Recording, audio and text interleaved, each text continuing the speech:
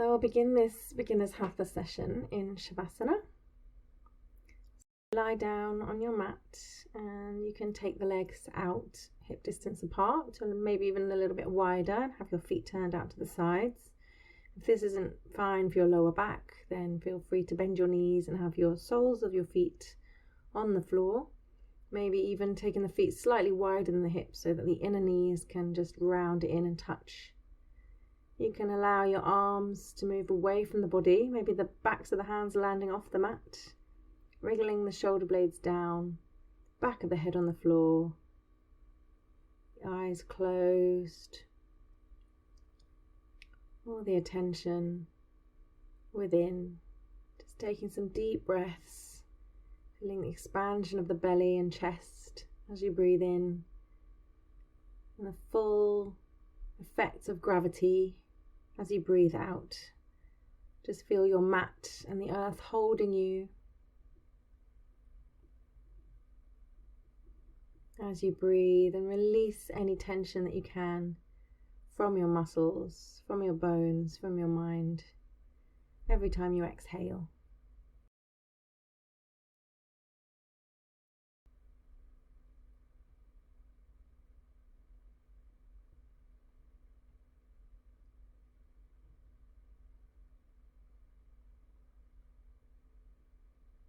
Taking time for this process, letting go.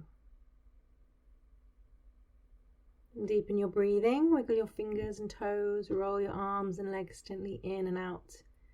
Gently move your head from side to side and stretch the body. Point and flex the feet. Bend the knees, roll onto one side. Let's pause for a moment and then gently bring yourself up. You can take a seat. You can sit cross-legged on a cushion, or you can sit on a chair, or you can straddle a bolster. Try to roll the pubic bone forward slightly to feel the sitting bones pressing down, the hips slightly higher than the knees. You can have your hands palms down on your legs if you want to feel grounded. You can always turn the palms up if you're wanting to have the energy of receiving. Lengthen the spine, again settling on the breath to welcome yourself home to yourself, rolling the shoulders open and back, sliding the shoulder blades down the back. Feeling the crown of the head lifting up towards the sky as the sitting bones draw you down in towards the earth. And as you breathe, expanding the belly and chest, just start to feel the full expression of expansion with every inhale. For optimal well-being, we want to expand the chest, front to back, side to side and top to bottom.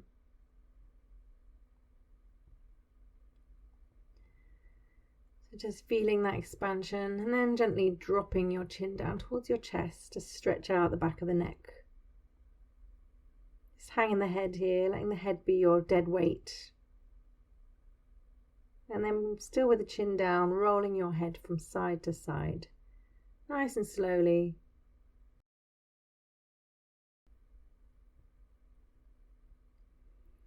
Breathing nice and deeply as you go. Trying to slow the breath down with these warm-ups. Just to start moving into rest and digest. Finish with the chin down, and the next inhale, you can lift your head back to center. You can bring the hands onto the shoulders now, and we'll do some elbow circles. So making big circles with the elbows, linking them with the breath. So as you breathe in, the elbows come together and up. You can open the chest, lift the head if you want to. As you exhale, the elbows are coming back and down. Again, if there's any neck tension, you don't have to take your head all the way back. You can make this just about the shoulder blades and the arms and the chest. And we'll go the other way now, breathing in, elbows back and up. Breathing out, elbows together and down. adding in the neck as much as you want. This feels comfortable for you. Just practicing one more time, one more full circle. Exhale completely, bring the hands back and just sit for a moment. Tune into the breath. Bring the hands alongside the hips. And as you breathe in, you're going to raise the arms up, gently look up. And as you exhale, you're going to bring the hands and the chin down. And just carry on with the breath. Inhaling arms up. We're following them with the eyes, if that's okay with your neck. Exhaling down. Then inhale the right arm up. And as you exhale, reach over. Then inhale the left arm up. And as you exhale, reach over. Inhale the right arm. Exhale over to the left. Inhale the left arm. And exhale over to the right. Inhale both arms up now. And exhale the hands gently down, dropping the chin. So now we're going to inhale the arms up. As you exhale, the left arm comes to the right knee. The right arm comes behind you. Inhaling, take the arms up. And exhaling, this time twisting to the left. Right arm coming to the left knee. Inhale, lifting both up. Exhaling, twisting to the right. Inhaling, arms up. Exhaling, twisting to the left. Inhale, both arms up. And then gently exhaling the hands down. Roll the shoulders now a few times. Just enjoying this, such a natural movement. And gently come out of your cross-leg pose. We're going to do a little double pigeon. So you're going to have your shins kind of parallel with the edge of the mat. And the feet underneath the knees. And the little toe side edge of the foot on the floor, with the toes pulling back towards the knees. And you can come down to the right, extend the spine and reach over. Tip the pelvis forward, pubic bone dropping down. And then come back upright. And then go to the left. The sacrum nice and open. You can just exhale as you reach down and inhale, moving away from that stretch. Just make it as comfortable as you can. This is working dynamically with the breath. The exhale moves you a bit more into the pose, and the inhale allows you to just move off a little bit. Then coming to center and exhaling as you come down. No competition for how far you come down. If you're on a chair, you can bring just one leg up over the opposite knee. So one foot would be on the floor, one ankle would be crossed over. And in a minute we're going to change sides, so you would change sides as well. Coming up, changing sides, and now the other foot is in front. The knees are only a little bit wider than the hips, so it means the front shin will be quite far forward maybe.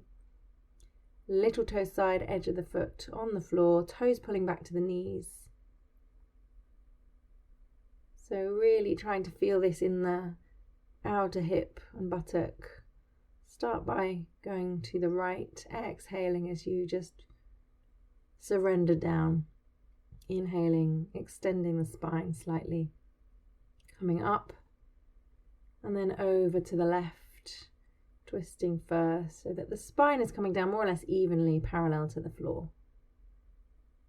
Follow the breath.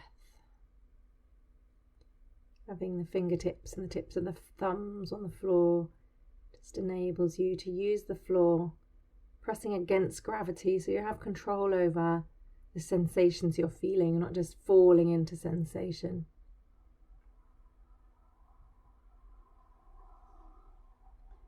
Coming up to center and then moving forwards. It might be a very, very small movement where you're just literally trying to tilt the pelvis forward. Or maybe you're going all the way down. It really doesn't matter. We're just externally, outwardly rotating the thighs and then flexing the hips, spine. Coming up, sitting straight, having a breath. Releasing the legs, coming off your chair or your cushion, coming onto hands and knees for a little bit of cat and cow. So again, this can be done on a chair. Inhaling, we're extending the spine. Exhaling, we're flexing. So that means inhaling, we're taking the head and tail back, dropping the belly and chest, squeezing the shoulder blades together. And exhaling, we're tipping the pelvis towards the ribs. Inhale, squeeze the shoulder blades, head and tail up. Exhaling, pull the lower ribs in, separate out the shoulder blades, tuck the pubic bone under. Inhale, arching. Exhale, curling the spine. So sitting in a chair, you just do this in an upright position. And resting in child's pose a little bit if this is comfortable, or rolling onto your back, hugging your knees into your chest. You can bring your arms back towards your feet if you're in child's pose. If the bottom doesn't fall, then part the legs a little bit, maybe raise the head so you're making it a more even balance between the top and the bottom of the spine. If it's too much for the knees in this position, don't do it. Coming up, sitting upright, rolling over to your side and coming up if you're on the floor. Taking some deep breaths.